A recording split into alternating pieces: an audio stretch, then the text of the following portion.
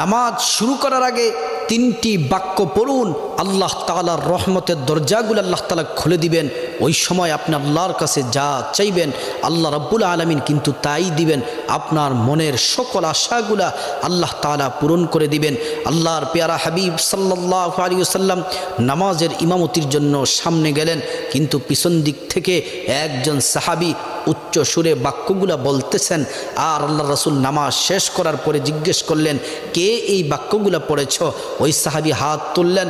আল্লাহ রাসূল বললেন, তুমি এই দোয়া পড়ার সাথে সাথে আল্লাহ তাআলা রহমতের দরজাগুলা খুলে দিলেন। তুমি ওই সময় যা চাইবা দোয়াগুলা পড়ে আল্লাহ তাআলা তাই দিবেন, সকল আশাগুলো আল্লাহ তাআলা পূরণ করবেন। দোয়াটি হচ্ছে আল্লাহু আকবার কাবীরা ওয়ালহামদুলিল্লাহি কাসীরা ওয়া সুবহানাল্লাহি বুকরাতা ওয়া আসীলা। এই দোয়াটি পড়ার সাথে সাথে আল্লাহ তাআলা রহমতের দরজাগুলা খুলে দেন।